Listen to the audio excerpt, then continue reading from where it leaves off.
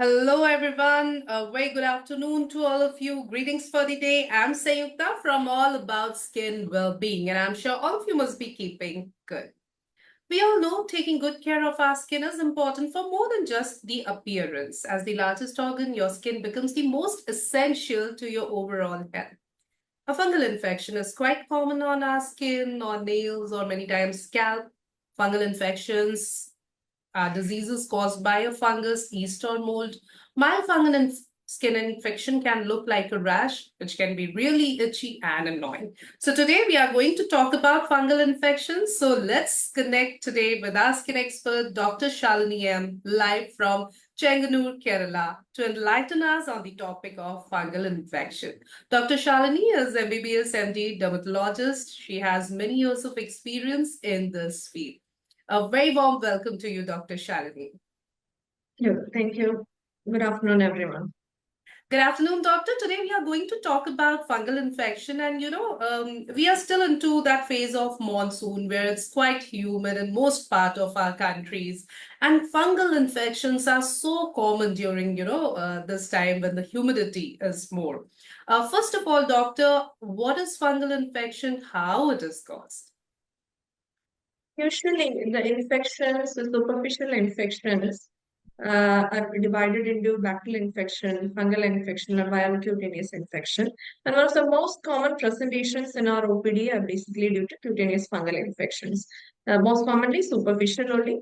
Usually dermatophytes or candida or pityriasis versicolor. These are the common infections that present to our OPD as itchy, rashes, redness, more common during the wet climate, humid climates, etc. Right. And doctor, which are the body parts that are more, at risk or prone to having or developing fungal infection? Yeah, and definitely those areas which are opposed, like where the sweat and moisture can retain. Your gluteal folds, your groin, the armpits, then under the breast, those areas where the fungus can reside and wetness is there even after we wash. And also the interdigital spaces, the toe web spaces, due to tight fitting shoes, etc. So these are the areas of usual presentation. However, when the fungal infection is more severe, like when it spreads to other part of the body, it can occur anywhere. Okay. Doctor, we often say prevention is better than cure. Any way we can prevent having fungal infections? Yeah, there are ample ways. First of all, you have to keep your personal hygiene. Whenever there is sweat, whenever there is humidity, or whenever there is long working hours, try to keep the folds moisture free. That's the first thing. How do you do that? You apply an antifungal powder, any for that matter, any powder. Like you can apply it on your folds, can prevent the moisture and sweat being trapped there. That's the first thing. Second thing, personal hygiene. Wash your body at least twice daily, and after washing, try to keep your folds moisture free by using a towel or a tissue paper whenever you go to latrine, etc. So basically, keeping the body moisture free, sweat free. This is the first thing you have to take care of. And if people are staying together, try to avoid sharing of articles, soaps or towels, etc. Right. Doctor, fungal infection is quite contagious, right? So it can, I mean, I can get a fungal infection from somebody else. Now, when we are living in a family or, as roommates, etc., if one person is infected with fungal infection, what precautions we should, follow at that time? Already you have told that, keeping your personal hygiene, not sharing Not personal sharing. stuff like towel, etc., is necessary. Yeah. Anything Yes. else that we need to do when we are in a close, circumstances So compound? if one of the person is getting a fungal infection, try to get treatment as soon as possible from a certified dermatologist. Uh, So that prevents spreading of infection from one person to another. hmm. The next thing, avoid sharing, and those are the main measures. And always try to dry out your clothes after washing. usually people wash the clothes. Sometimes there may be moisture, especially during monsoon seasons. Mm. They don't dry it properly. So you can dry it out in the sun or air dry it, and then iron press the clothes and then wear it. And you can, as a precautionary measure, whenever you're staying with a person who is having fungal infection, what you can do is you can use antifungal soaps or antifungal powders as a Oh. precaution. Mhm. Right. So these precautions you can take. Personal hygiene is anyway important, whether you are infected or not. But if you are in, a close compounds with someone who is infected, first make sure he or she is getting treatment. Then, of course, side by side, you need to follow the points that doctor had just mentioned. Now, doctor, a very common, practice that we Indians do is to go to a nearby chemist shop in case we have anything fungal infection. Also, in case of fungal, even if we know or we don't know what kind of infection it is a rash, it's itchy. We'll quickly go to a nearby chemist shop, ask for anything, a medicine or something for topical application, and we love doing that. I mean, it's a very, very common practice. I'm sure you also get patients who have, tried a lot and then landed in front of you. So, how effective are those over the counter medications or topical applications? Do they help or are they harmful for the Yeah, current? definitely harmful. Okay. Never ever go to a nearby chemist and buy an OTC cream for the treatment of fungal infection or any other infection, be it bacterial, viral, or any allergy. Don't just go to the chemist and buy the OTC cream. Because since it's a fungal infection, what are you trying to treat? You're trying to treat the symptoms you have. So you apply the cream, you get better because it's usually a combination of steroid or antibiotic and antifungal, everything. So those are triple or quadruple combinations of medications. Whenever you're using steroids, you get a temporary relief. It is just calming the skin. It's not eliminating the fungus. What happens here is the steroid, it will reduce the redness, it will reduce the itching, and the rash can sometimes be like coming down for a few days. But whenever you're trying to withdraw those medications, it will come back and in a more ferocious manner. It can spread more. So you again reapply that. In that process, what happens is your skin will thin out. The disease is not being eliminated, but the side effects are coming in. The skin gets thinned out, your blood vessels become prominent, then you may be predisposed to other infections if you are using it for a longer duration and over widespread areas. So it's doing more harm than benefit. So next time when you present to the doctor, for the treating doctor, it will be very difficult to differentiate whether it's an allergy or if the original picture will be changed. So that poses a treating challenge also. Right. So yeah. And doctor, we are seeing a lot of fungal infection cases these days. I mean, the cases are increasing rapidly. Resistance is a big problem. So, and people are, for example, they started having it, under their breast maybe.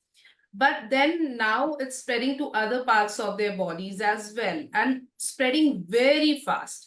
So these issues, of more cases, rapid increase of cases, or rapid growth of fungus on an individual's body, or resistance with over fungal medication, etc. What are the reasons that have contributed into all this? Yeah. The first and foremost thing is inadequate treatment and inappropriate treatment. As I said, when the patient uses a wrong cream for the treatment of fungal infection, it will only suppress the symptoms. The fungus is still there, so it can go to other parts of the body. We can communicate with other people. So what happens is that's one inappropriate treatment, then inadequate treatment. Even when the patient goes to the doctor, we prescribe some medications and we'll ask to adhere them to 3 weeks course or 4 weeks course. Once the patient is better, like within 1 or 2 weeks, the patient will skip the medication or will stop the medication. What happens is temporary relief will be there. But after that, the fungus get reactivated again once the patient's immunity comes down or some climate changes, etc. So that is one thing. And antifungal resistance, definitely. Like if If we are taking the case of antibiotics, there is a very high rise in cases of antibiotic resistance like that. Even at a slower rate, antifungal resistance is also coming up. So these are the main reasons. Then immunosuppressed patients, like those with diabetes or those who are taking chemotherapy or cancer patients, those cases, even after adequate treatment, the patient won't be responding much. So the recurrence can be there. Right. Now, doctor, when a person comes to you with fungal infection, are there any tests that you normally recommend, or just by clinical investigation, you're sure that, yeah, this is fungal infection and it had gone this deep, etc., etc.? 90% of the cases, it's just based on the clinical examination. So, whether it's body fungus or scalp or nail, by clinical examination, we can decide on the treatment. Some cases, like this, for those people who had applied steroids, there's an entity known as tinea incognito. That means the original picture of the fungal infection is delayed, is not original picture is not there. So that poses a treating challenge. So in such cases, we order for some investigation. For example, scraping the skin, then nails can be cut and sent for KOH and culture. Likewise, hair. We have an instrument called as dermoscope. We can check for the fungus in the hair with that. So those are the investigation. And then rarely in some cases when the patient is not responding to antifungals, and sometimes for deep fungal infections, with some other close differentials, we can do biopsy also in such cases. And biopsy is not a scary word when it comes in association with skin, No, because not at otherwise all. we, treat biopsy as the test for malignancy or cancer. So in skin, it's nothing like that. So nothing to. No, no. And for even for diagnosing any inflammatory skin disorders like psoriasis or lichen planus, because most of the skin lesions they are annular, they are reddish. Sometimes even psoriasis may be difficult for us to diagnose on clinical examination. So in such cases, we can send a thin a punch biopsy or an incision biopsy. So that's a very common thing. And don't be scared by the word of biopsies. Just skin examination in another term. Right, that's the term given to that. Now, doctor, and what are the treatment options available for treating fungal infections? Usually, antifungal treatment is divided into topical and oral therapy. Oral therapy, various drugs are there, terbinafine, rhizophlavin, azoles. And then it can be both in capsules or tablets or even syrups forms are available for children. Then other topical antifungals for covering large surface area, we use lotions or powders or soaps. And smaller surface area, we have creams, ointments, etc. Okay. So the bottom line is, in case you have any kind of infection, even if it's fungal or anything else, please go and consult a doctor before going for any over-the-counter medication, home remedies, etc. And trust your doctor. Follow the prescription. It's very important. Otherwise, you can go, you can have the problem Yes, yes. presence. That is like in case of tinea incognito, like when the patient has used steroids. Initially, when they come to us, when we give antifungals, the response may not be as good as when he uses steroid. Because steroids initially alleviate the symptom, but antifungals try to eliminate the fungus. In that process, the symptoms will be reduced. So the initial response will be better with steroids. So the patient might think that. So I have used steroids. I got relief within 1 or 2 days. But since I'm starting the original treatment, antifungal, it's like delayed a 1 or 2 week response. So that's also a dangerous thing. Always stick on to the treatment course and the treatment dosages that are prescribed by your certified dermatologist. Right. So in case you want to save your time, save your energy, save your money, and Money. save your Mhm. skin, most importantly, Yeah, yeah. health, please go to the doctor, a qualified dermatologist at the first place. Otherwise, you'll end up landing in front of a doctor, but then the treatment, duration will be really lengthy. And of course, it will, have more problems. So please don't complicate your situation. In case you have fungal infection, go to the doctor and follow and trust the doctor. That's again very important. Now, doctor, we would also like to talk a bit about nail fungal infection and scalp fungal infection, if you can shed some more light over that. Yeah, nail fungal infections are usually known as onychomycosis.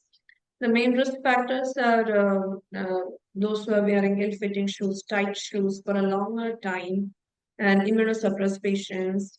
And in those whom other fungal infections are coexistent, like tinea pedis, etc., they can get from their nails may be infested. So, in case of nail infection, the treatment duration will be much longer because these are thicker tissues. It will take time to shed off fungus even after you start a high dose antifungal treatment. So, for fingernails, it can take even up to 6 months. For toenails, it can take even up to 12 months. Okay. And hair one common presentation is in smaller children, tinea capitis. And at initial stages, there can be patchy hair loss with broken hairs, etc. In later stages, it can even present as inflammatory swellings on the scalp and can lead to scarring alopecia. And also non-scarring and scarring, both are caused. Like scarring alopecia, the problem is that the hairs may not come back once the damage is caused. Right. Now, doctor, we also many times see fungal infections in pregnant women or in lactating mothers. Now we know that, over-the-counter medications or topical applications are a big no-no for pregnant women or lactating mothers. So, as a doctor, how would you like to address this situation? In pregnancy, usually we all know that it's an immunocompromised stage. So, if you get a fungal infection in such a condition, there is a high chance that it can spread to other parts of the body, can infect the nails, can infect the hair, and it can lead to a severe form. So, even in such cases, since antifungals are mostly category C medications, and only some of them are category D, like terbinafine and amphotericin. We usually limit the usage of antifungals as topical treatments, like in the form of lotions or creams or ointments or soap. And we limit the use of oral antifungals. But if it's a very severe case, we can even start on terbinafine, and even in lactation also. Many a times it also happens that when a woman is lactating and she is suffering from a fungal infection beneath their breast, is it okay to feed a baby even then? Yeah. Fungal infection, superficial fungal infection is not a contraindication for feeding. The only thing is we have to take care. The contact with the part is like the infected part is not there. You take care, but even if it affects nipples, it's okay to feed the baby Right. because breastfeeding is more important than a superficial fungal infection for that matter, and the patient can control it with topicals. So Hmm. that's it. Mhm. Right. Because we are talking about fungal infections, and we see again in this whether a lot of fungal infection, you have also spoken about it, between toes. And because most of us are going to offices wearing formal shoes, socks, it's not an option to, remove your shoes and ventilate your feet, etc. What can we do in that case, doctor? Yeah. The only thing I'd advise is like when you go for work, if you're having fat to your feet, and you're having ill-fitting shoes, you just apply some antifungal dusting powder in between your toes before going to work. That's one thing. Second thing, when you come after work, you try to, after taking the bath, you try to like dry out the intertose spaces very clean and dry out them and apply antifungal powder or cream if clear infection is there. And you can use, a simple trick is you can use a paper bowl or a thermocol piece in between your toes, and you can make a distance between those toes and you can dry out in the fan or dry out. So that's it. So that's one tip. Right. Another thing is, if possible, you can change to loose fitting footwear. Things. Right. Doctor, vaginal fungal infection is also quite common, but people, many times hesitate to come up and talk about it. What, would you like to advise people out there? Yeah. Shame not to present to a doctor in case of fungal infection on your intimate parts. Because yesterday also I got a boy who is scared to like present in front of me in case of he was having a groin fungal infection. Mhm. So then at last I have to refer him to a male doctor. So you have to understand that if it's a fungal infection on your intimate part, it's more likely that you won't expose it, you won't tell about it, and the fungus is growing day by day. If Mhm. you're using, over-the-counter cream for that, against steroid cream for that, that intimate area is very thin. Mhm. So it can cause damage in the form of thinning of skin, stretch marks, etc. And the Mhm. fungus is still there. So we have to treat it as early as possible from a dermatologist. That's one thing. Second thing is these ladies who are having the vulvovaginal candidiasis, they might get paste like curdy white discharge and also itching at night, then get transmitted to the partner. And when the patient is diabetic, it can pose more harm. So in such cases, it's a must that the patient must take antifungal tablet or vaginal suppositories to treat the infection. Otherwise, it will stay there forever because the patient will not come back. Uh, So that's That right. So it's important to go and talk to your doctor. Now, yeah, doctor, many a times we see recurrence of fungal infection, and again, it's quite common. So, are the reasons same as we spoke about resistance, etc.? yeah. Inadequate and inappropriate treatment, then antifungal resistance, and those immunocompromised or immunosuppressed things. Those are the main reasons for recurrence. Okay. I'm getting so many questions. I'll take a few of them. Pooja Sharma is asking, can topical treatments cure nail fungus? Uh, what we usually do is up to 3 nails. You count the number of fingernails or toenails which are infected. Up to 3 nails, we can safely treat even with topical antifungal. More than 3 nails is not likely to respond to solely to this topicals. So we usually prescribe oral antifungals also. Sometimes twice daily dosage for a month or pulse therapy in the form of twice daily for 1 week of every month. So like that, or once, maybe once weekly. So more the number of nails affected, there is a high chance that the fungus will resolve only on oral treatment. Right. Doctor, there's one more question by Kiara. How long does it take to get results from fungal treatments? Yeah. Usually the symptoms will be like reduced within 2 weeks.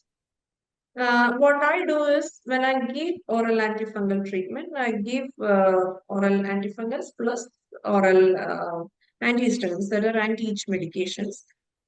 Even though I give the antifungals for 3 or 4 weeks, I give the anti-itch medications for 2 weeks only. Because within the 2 weeks, the patient's main symptom is itch, no? The itch will be reduced within 2 weeks. Sometimes it will be completely gone within 2 weeks. And after that also, we continue the course of antifungal treatment to get rid of the fungus, because once we stop earlier, it can come back again. So, and even after we stop the oral antifungals, again, after stopping up to 3 or 4 weeks, we can take topical treatments. We can continue the soap or powder for longer times in order to prevent recurrences. So, within first 2 weeks of starting the oral and topical antifungal medications in the current dosage, patient usually reports with a very good relief symptoms. Right. And doctor, before we sum up the whole session, any take-home message for our viewers? Yeah, the first and foremost thing, never decide your skin rash by yourselves as allergy or fungal infection or bacterial infection. Never ever do that. Because when you got a heart attack, you go to a cardiologist. When you got a bone pain, you go to an orthopedician. But why you are fearing to come to us? Why you are going to the chemist and buying some random medication and doing this harm to your skin? So the main thing is, whenever you got a rash, you first diagnose this with the help of a dermatologist. And after that, start the treatment, adhere to the treatment, and also not only the treatment, the general measures being advised by the doctor. Stick on to it and complete your course so that your fungal infection will, if it's superficial, it will subside 90% within 6 to 8 weeks, or other than using a cream. If you're using other OTC creams, what happens is you go on applying it for 1 year and then it will cause permanent damage to skin and come back to us. It will take more time for us to treat. So that's a take-home message that I want to give. Right. Thank you so very much, Dr. Shalini, for your valuable time. And it has been quite an informative session for our Thank viewers. And we really look forward for many more such sessions in coming times. Thank you very much once. you. Thank you. And viewers, thank you for your excellent participation. For more information and updates on skin health and care, stay connected on our FB page all about skin well-being. We are also available on YouTube, Twitter, and Instagram. Thank you. Have a great day ahead. Goodbye.